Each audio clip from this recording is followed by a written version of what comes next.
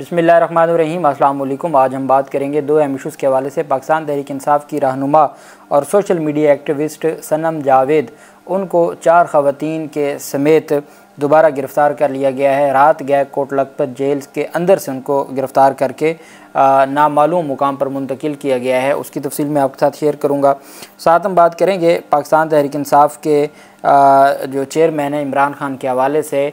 मुस्लिम league नून के senator ने जो इंकशाफात किए हैं और उन्होंने कहा है कि कैदी नंबर 804 अब पकड़ाई नहीं दे रहा और वो हमारे हाथ से निकल गया है और अब वो संभाला नहीं जा रहा। उसकी तफसील भी मैं आपके साथ शेयर करूंगा और साथ मैं आपको बताऊंगा कि जिनाह हाउस हमला केस में सनम जावेद और बाकी जो 9 पाकिस्तान तहरीक इंसाफ के कारकुनान की ज़मानतें मंजूर हुई हैं, उनको उनकी जो रिहाई है और उनकी जो ज़मानत का फ़ैसला है उसको चैलेंज करने का फ़ैसला किया गया है प्रोसिक्यूशन की जानिब से। जो निगरान हुकूमत ने स्पेशल प्रोसिक्यूटर्स मुकर्रर किए हैं, जो भारी तनख्वाहों पर तैनात किए गए हैं स्पेशल प्रोसिक्यूटर्स, उनकी जानिब से ये फ़ैसला किया गया है कि पाकिस्तान तहरीक इंसाफ की ख़वातीन की जो ज़मानतें हैं उनको उन्होंने चैलेंज करना है। उसके ऊपर भी हम बात करेंगे। सबसे पहले तो मैं आपको बताता चलूँ कि मुल्क में आम इंतखाबात मौजूदा वोटर लिस्टों पर होंगे। इलेक्शन कमीशन की जानिब से ये फ़ैसला सुनाया गया है और साथ इलेक्शन कमीशन का ये भी कहना है कि कोई भी ना किसी सूबाई हल्के में ना कौमी हल्के में तब्दीली नहीं होगी। सीटें कम या ज़्यादा नहीं होंगी, चूँकि सीटें कम और ज़्यादा होती तो फिर तो आइन में तरमीम करनी पड़नी थी। इलेक्शन कमीशन ने कहा है कि वोटर लिस्टों में कोई रद्द-व-बदल नहीं किया जा सकेगा। आइंदा आम इंतखाबात इन्हीं वोटर लिस्टों पर होंगे। अब उसकी समझ नहीं आई कि जब आपने ना सिर्फ जो जितनी भी सीटें हैं ना आपने वो तब्दील करनी है, ना वोटर लिस्टें आपने तब्दील करनी है, तो फिर किस लिए आपने नोटिफिकेशन किया नई जो नोटिफिकेशन हल्का बंदियों का हुआ कि नई हल्का बंदियाँ होंगी और नई मरदमशुमारी डिजिटल मरदमशुमारी के बराबर होगा, जब वोटर लिस्टें भी वही रहनी हैं और सीटें भी वही रहनी हैं सूबाई और कौमी। तो उसके बाद इस बात की समझ से तो ये कासिर हैं हम कि इलेक्शन कमीशन कर क्या रहा है। पंजाब भर में रजिस्टर्ड वोटर्स का डाटा जो सूबे में रजिस्टर्ड वोटर्स की कुल तादाद पंजाब में 7,23,10,000 है और 2018 के मुकाबले में वोटर्स की तादाद 1,16,37,811 वोटर का इजाफा हुआ है। दस्तावेज़ात के मुताबिक पंजाब में रजिस्टर्ड मर्द वोटर्स की तादाद 3 करोड़ है से ज़्यादा है। ख़वातीन वोटर्स की तादाद भी 3,59,00,000 है। 2018 के मुकाबले में पंजाब में रजिस्टर्ड ख़वातीन वोटर्स की तादाद में 65 लाख से ज़ायद इजाफा हुआ है और मर्द वोटर्स की तादाद में 50 लाख से ज़ायद हुआ है। पंजाब के 41 अजला में से सबसे ज़्यादा वोटर्स की तादाद ज़िला लाहौर में है। लाहौर की कुल आबादी 1,20,08,000 है। लाहौर में मर्द वोटर्स की तादाद 35 लाख है, 35,78,000 है और लाहौर में ख़वातीन वोटर्स की तादाद 31 लाख है। और सूबे में सबसे कम जो वोटर का डिस्ट्रिक्ट है वो मरी है, जहाँ कुल तादाद 2,90,000 है। तो तर्जमान इलेक्शन कमीशन के मुताबिक आइंदा आम इंतखाबात इन्हीं वोटर लिस्टों पर होंगे। वोटर लिस्टों में भी कोई रद्द-व-बदल नहीं किया जा रहा और जो सूबाई और नेशनल असम्बली की सीटें हैं उनमें भी कोई रद्द-व-बदल नहीं किया जा रहा। सानिया बल्दिया के हवाले से अहम पेशरफ्त सामने आई है और सिंध हाई कोर्ट में अहम समाअत थी और उसमें आप जानते हैं कि MQM के लोगों की ज़मानतें खारिज की गई थी और उनकी अपीलें खारिज की गई थी और अदालत ने उनकी सज़ाएँ बरकरार रखी थी और अदालत ने कहा था कि MQM का जो मरकज़ है MQM मरकज़ की इजाज़त के बग़ैर इतना बड़ा सानिया नहीं हो सकता था। सिंध हाई कोर्ट में दोबारा समाअत हुई और MQM रहनुमा हमाद सिद्दीकी समेत 3 मुलज़मान की गिरफ़्तारी की जो बैरून मुल्क हैं। सिंध हाई कोर्ट ने सानिया बल्दिया केस के मुलज़म हमाद सिद्दीकी समेत 3 मुलज़मान की शनाख्ती कार्ड और पासपोर्ट बुला करने का हुक्म दे दिया। जस्टिस के आगा की सरबराही में 2 रुकनी बेंच के रूबरू Sania Baldia case, State Life regional chief और पुलिस एहलकार के कत्ल में मफरूर मुलज़मान की वतन वापसी से मुतल्लिक दरखास्तों पर समाअत हुई। अदालत ने मफरूर मुलज़मान हमाद सिद्दीकी, तकी हैदर शाह और खुर्रम निसार के पासपोर्ट, शनाख्ती कार्ड और बैंक अकाउंट्स बुला करने का हुक्म दे दिया। अदालत आलिया ने पेश न होने पर सेक्रेटरी फॉरेन अफेयर्स को भी शो काज नोटिस जारी कर दिया। Chief secretary Sindh, secretary labour, secretary industries, वफाकी एडिशनल सेक्रेटरी नुमाइंदा फॉरेन ऑफिस और DIG साउथ असद रज़ा समेत दीगर पुलिस हुकाम अदालत में पेश हुए। बैरून मुल्क मफरूर मुलजमान की वतन वापसी की कोशिश न करने पर अदालत ने इजहार बरहमी का इजहार किया। वजारत दाखिला ने जवाब दिया कि वफाकी हुकूमत सूबाई हुकूमत की दरख्वास्त पर रेड नोटिस जारी करने का प्रोसेस करती है। सानिया बल्दिया केस में सिंध हुकूमत की दरख्वास्त पर 26 जनवरी 2017 को हमाद सिद्दीकी का रेड वारंट जारी किया था। रेड वारंट 5 साल की मुद्दत मुकम्मल होने पर ख़त्म हो गया था। रेड वारंट में 1 सितंबर 2021 को 5 साल की तौसीक़ कर दी गई थी, जो अब भी फ़ाल है। हमाद सिद्दीकी की गिरफ़्तारी के लिए 16 सितंबर 2023 को UAE समेत तमाम ममालिक को ख़त लिख दिया है और हमाद सिद्दीकी 2017 में अबू ज़ैब छोड़ चुके हैं। इंटरपोल के ज़रिए हमाद सिद्दीकी को गिरफ़्तार करने के लिए इक़दाम शुरू कर दिए गए हैं।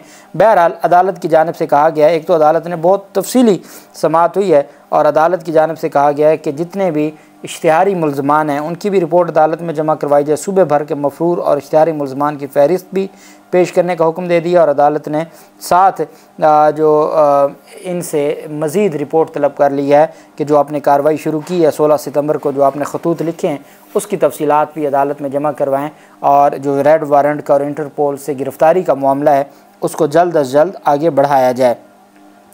जबकि दूसरी जानिब पाकिस्तान तहरीक इंसाफ से अहम मुलाकात हुई है। पाकिस्तान तहरीक इंसाफ और जमीयत उलमा इस्लाम पाकिस्तान के माबैन अहम तरीन आला सतही मुलाकात हुई है और असद कैसर ने पाकिस्तान तहरीक इंसाफ की जानिब से क़यादत की, वफ़द की और जमीयत उलमा इस्लाम के अमीर मौलाना मोहम्मद ख़ान शेरानी, मौलाना गुल नसीब ख़ान और मौलाना अब्दुल खालिक, जिनका KPK में भी और बलूचिस्तान में भी अपना असर रसूख है। मुलाकात में मुल्क की मजमूई सियासी सूरत हाल पर और बाहमी दिलचस्पी के अमूर पर तबादला ख्याल किया गया। मुलाकात में तय पाया कि अवाम की आज़ाद और मुनसफ़ाना राय की बुनियाद पर इलेक्शंस के नतीजे में मुंतखब नुमाइंदों को पाकिस्तान में हुक्मरानी का मौका फ़राहम किया जाएगा, जो मुल्क को मौजूदा गंभीर सूरत हाल से निकाल कर तरक्की की राह पर गामज़न कर सकें।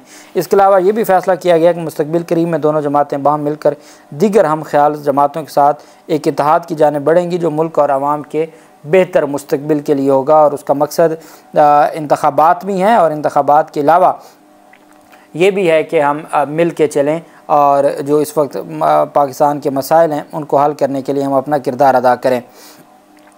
दूसरी जानिब पाकिस्तान तहरीक इंसाफ के रहनुमा और पाकिस्तान तहरीक इंसाफ के चेयरमैन इमरान ख़ान के हवाले से जो गुफ्तगू की गई है मुशाहिद हुसैन सैयद की जानिब से, ये मुस्लिम लीग नून के सेनेटर हैं, साबिक़ काफ लीग में भी थे और फ़ॉरेन जो अफेयर्स हैं उसके ऊपर वो हमेशा बात करते रहते हैं। उनकी जानिब से कहा गया है कि इमरान ख़ान कैदी नंबर 804 अब पकड़ाई नहीं दे रहा, संभाला नहीं जा रहा, अब इनसे सबक सीखें कि आपने गलत किया। लगता है इमरान ख़ान से, अगर इमरान ख़ान से कोई गुफ्तगू हुई तो वो मदर ऑफ़ ऑल डील्स होगी। सेनेट कमेटी बराए दिफा के सरबराह और लीगी रहनुमा मुशाहिद हुसैन सैयद ने इंटरव्यू देते हुए कहा कि मुझे लगता है कि इमरान ख़ान से अगर डील हुई तो वो मदर ऑफ़ ऑल डील्स होगी। अब कैदी नंबर 804 पकड़ाई नहीं दे रहे, संभाला नहीं जा रहा, तो इससे सबक सीखें। मुशाहिद हुसैन सैयद का कहना था सबको साथ लेकर चलें और अगर अब तसादुम हुआ तो मुल्क इसका मुतहम्मिल नहीं हो सकता। लीगी रहनुमा ने कहा कि मगरबी ममालिक के वफ़द ने मुझे पूछा कि इमरान ख़ान और इस्टेबलिशमेंट में क्या चाह रहा है, तो कहते हैं मैंने कहा कि यह आशिक और माशूक की लड़ाई है जिसमें मुआफ़ी तलाफ़ी भी हो जाती है। इंतख़ाबात से मुतल्लिक़ मुशाहिद हुसैन सैयद ने कहा कि इमरान ख़ान से वैसे भी वो उम्मीद की जाती है कि वो मुज़ाकरात की तरफ आगे बढ़ेंगे और मुज़ाकरात के ज़रिए ही सारे मसाइल को हल किया जाएगा।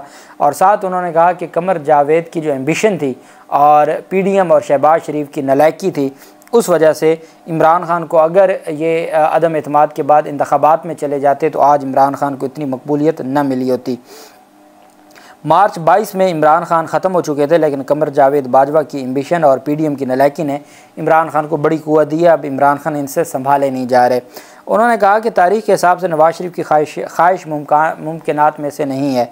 मिलिट्री इस्टेबलिशमेंट कभी नहीं चाहेगी कि उनके बंदे का एहतसाब कोई और करे, इसका फ़ैसला वो ख़ुद करेंगे और ये काम वो होने नहीं देंगे। मुशाहिद हुसैन सैयद ने कहा कि 1.5 साल नून लीग हुकूमत थी, कोई एक्शन लेना था उस वक्त लेते। जनरल याहिया को रियासती इजाज़ मिला और परवेज़ मुशर्रफ को भी आप रोक नहीं सकते थे, आपकी अपनी हुकूमत में उनको पाकिस्तान में सुपुर्द खाक किया गया। इमरान ख़ान की मकबूलियत के हवाले से उनका कहना था कि मेरा और PDM हुकूमत से मेरा एक ही गिला है, मार्च 22 में इमरान ख़ान ख़त्म हो चुका था, कमर जावेद बाजवा की ख्वाहिश और PDM की नालायकी ने इमरान खान को बड़ी क़ुव्वत बनाया है और इमरान खान की मकबूलियत के अवार्ड में शहबाज शरीफ और बाजवा सर फहरिस्त हैं। और साथ उन्होंने कहा कि नवाज़ शरीफ के शिकवे पर लीगी रहनुमा ने कि नवाज़ शरीफ का गिला जायज़ है, 2017 में ज़्यादती हुई थी, लेकिन उसके बाद क्या किया है ये उनको देखना चाहिए था नवाज़ शरीफ को।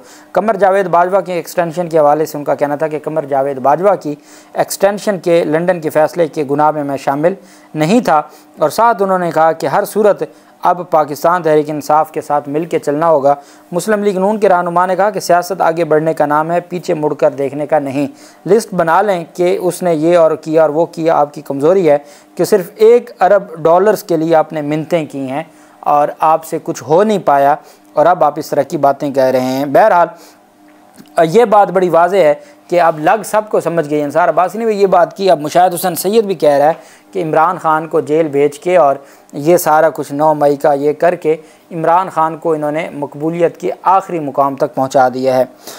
दूसरी जानिब जो एक अहम डेवलपमेंट सामने आई है वो पाकिस्तान तहरीक इंसाफ की जो ख़वातीन हैं, 9 मुलज़मान की कल ज़मानत मंजूर हुई थी। उसमें सनम जावेद थी और उनके साथ 4 और ख़वातीन थी और बाकी मर्द थे।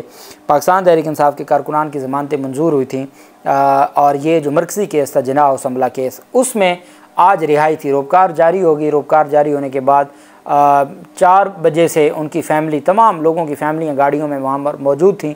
सैकड़ों पुलिस वाले, ASP वहाँ पर मौजूद थी, डॉल्फिन वहाँ पे, FIA वहाँ पर, और इतनी बड़ी तादाद में लग ही नहीं रहा था कि यहाँ एक ख़ातून कारकुन की रिहाई है।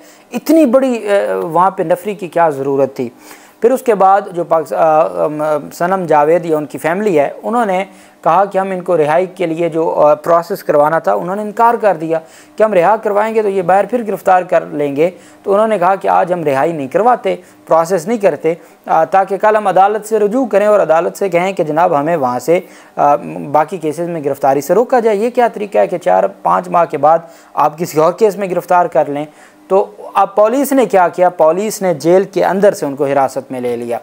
जेल के अंदर से हिरासत में लिया, जो प्रिजनर वैन है उसमें बिठाया।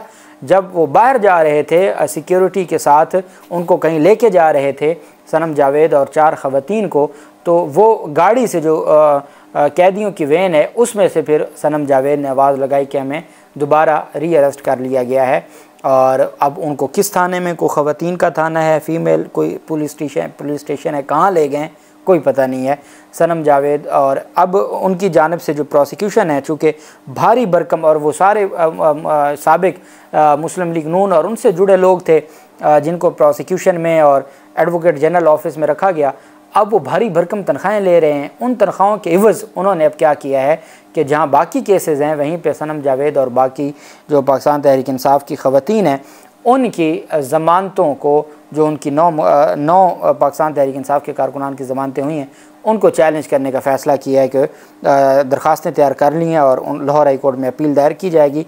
क्योंकि उसकी कोई कानूनी हैसियत नहीं होती, कैंसिलेशन ऑफ बेल की बहुत कम चांसेस होते हैं और उसका बहुत माइनर स्कोप होता है। लेकिन सिर्फ चूँकि अब इन्होंने अपने जो पैसे लिए हैं या जो टैक्स के पैसे उड़ाए जा रहे हैं वो पूरे करने हैं, इस वजह से अब अपील दायर होगी और पता नहीं ये सिलसिला कहाँ तक जाएगा और अब किस मुकदमे में गिरफ़्तार किया गया है ये तो अदालत में कल जब पेश किया जाएगा तो पता चलेगा। अल्लाह पाक पाकिस्तान का हामी नासिर हो। बहुत शुक्रिया। अल्लाह हाफिज़। पाकिस्तान जिंदाबाद।